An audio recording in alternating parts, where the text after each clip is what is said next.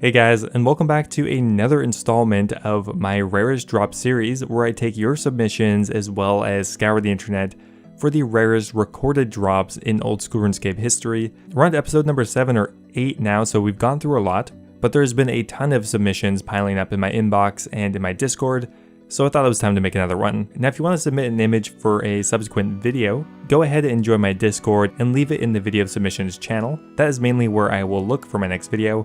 Also, just join the Discord anyway because we got a lot of people there in this community, so it'd be nice to see you. Anyway guys, thanks for watching, I hope you guys enjoy it, and let's get started. Now, the first image I have to show you here is not exactly a rare drop, but I thought it was interesting enough that I wanted to include it. Now, this player got a Zulrah pet on kill count number 3,912. Not particularly lucky. However, if we look closer at the image, we can see that they actually died. They died in the same tick that they killed Zulrah, and often if you do that, you will not end up getting the pet. However, through some minor miracle or weird interaction with Zulrah, the Zulrah pet actually just appeared on death. I think that's extremely lucky and would constitute, in my eyes, a rare drop because in most circumstances, they would have just lost out on the pet and would have been extremely upset, most likely. So congrats to this player for cheating death and stealing away a nice little Zulrah pet. Next up here we have a player by the name of Stranges10, who may be one of the most consistently lucky players at Armadyl. Now they only have 395 kills at the boss, but they have gotten an absolutely insane amount of drops. Just for now ignoring the Godsword shards because those could theoretically come from any of the God Wars bosses, but regardless of that, they are only one item away from completing the entire boss. They got the pet within 395 kills, which on its own is extremely lucky, as a Kriara pet is 1 out of 5k, already extremely under drop rate for that, but they also managed to get 3 Armadyl helmets, 4 Armadyl chest plates, and 2 Armadyl chain skirts. That is another 9 drops. Considering you would expect one of those every 120 kills more or less, this player is definitely defying the odds. Next up here we have an Ironman by the name of Mandoulourian, who managed to get extremely lucky at the King Black Dragon. This makes it so much better because they are an Ironman, because these items are extremely useful but not that high value compared to some other rare drops. Like for a main account this would only be worth around 10 mil, but for an Ironman like Mandoulourian, these items are pretty key. Now not only did this player get them at an extremely low kill count of 20, they managed to get them in the same kill. Now as the Visage is a tertiary drop, it's possible to get them in the same kill, and the odds of these exact drops happening is around 1 in 9.5 million, so I bet they're pretty happy with that. Now next up here we have something that doesn't happen very frequently, and that is a double Nightmare drop. The Nightmare of Ashihama has a very interesting drop table as it's scaled with the amount of players in it, but in general, just because of how long the kill times are, and the fact that the drops are still fairly rare, getting a double drop is extremely uncommon, but J991 managed to get it.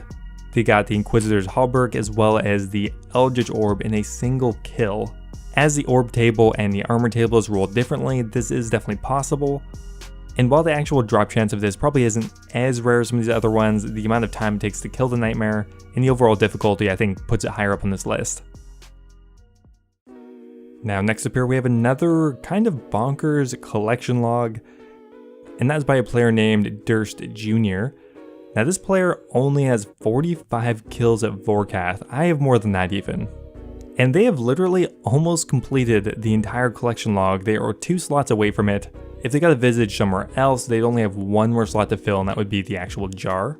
So they managed to get the pet before 45 kill count. The pet is dropped at a rate of 1 out of 3,000, so the fact they got that in 45 kills already really lucky.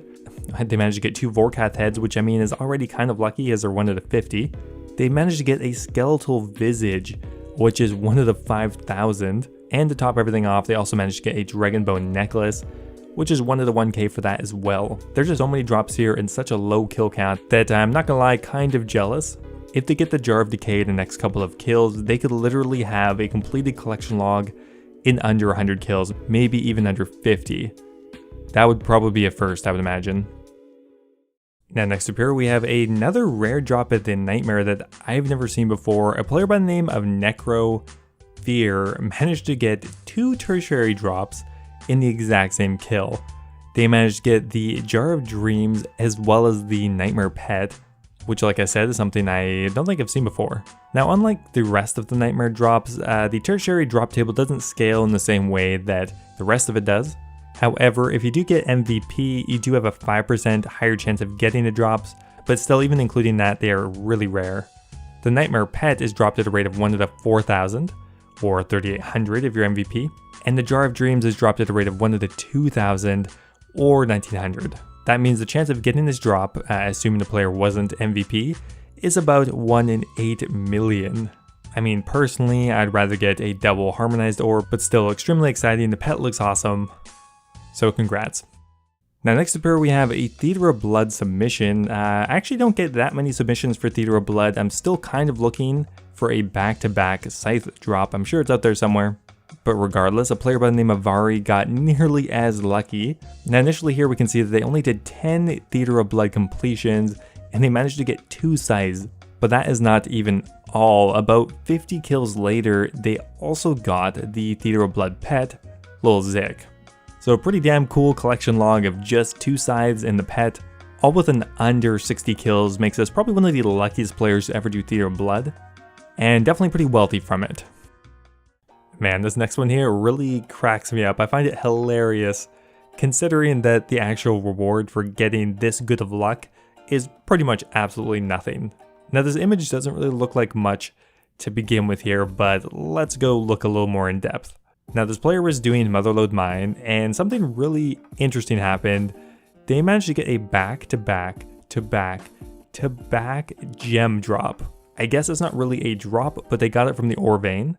Now, this has a pretty rare chance of occurring, and having it happen 4 times in a row is exceedingly rare, way rarer than you would imagine. Now, when you're mining pretty much anywhere, you have a chance of getting a gem.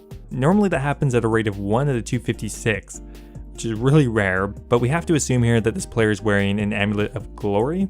When you wear it, it reduces the chance to 1 to 86, so a very significant improvement. He's got to be wearing it, or this would just be so incredibly rare I wouldn't believe it.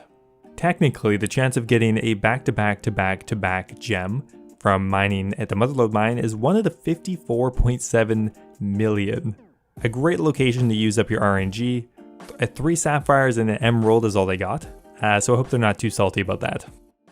Now, coming in at the number 2 spot is one of the luckiest players of all time, coming in with something I don't think I've seen before, which is impressive now because I've looked through so many images. This player managed to get a back-to-back Bloodhound pet. Now, the player's name is Wyborowa, and it looks like they've done their fair share of masters, coming in at 344. Now, the Bloodhound pet is generally considered one of the most time-consuming pets to obtain because master clues are not very common.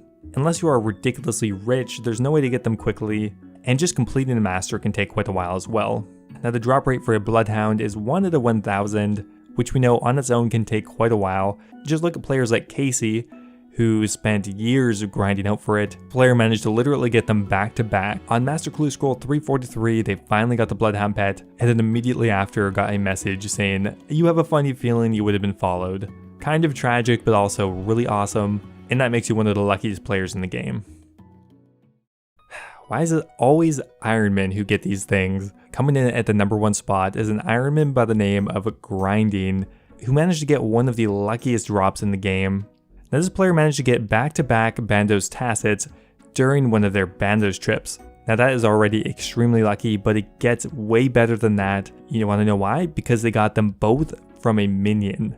And not that it makes that much of a difference at this point, but they got them from the same minion. Sergeant Strongstack has a drop rate of all of the Bandos items at a rate of 1 to 16,129. That means the chance of getting this exact drop is around 1 to 260 million. Now, that's definitely not the entire story because there are 3 minions to kill, and on top of that there are multiple items that would be just as sought after. But honestly, that doesn't matter too much. This is still one of the luckiest interactions in the entire game. So congrats to Grinding for clenching the number 1 spot and being one of the luckiest players in all of Old School RuneScape. Anyway guys, that is going to be it for today's video. I hope you guys enjoyed it. If you did, I always appreciate it if you leave the video a like, leave me some feedback, always helps out a lot. Anyway guys, thanks for watching. Before I go here, I want to give a massive thank you to TzTokBunny OSRS, who just joined RevolverOcilot and Kush Patel at my Dragon tier of YouTube membership. Thank you so much guys, that's so awesome of you, I really appreciate it. Also another massive thank you to Basstich, Nathan Ashworth, and Double Talk for subscribing at the Runite tier.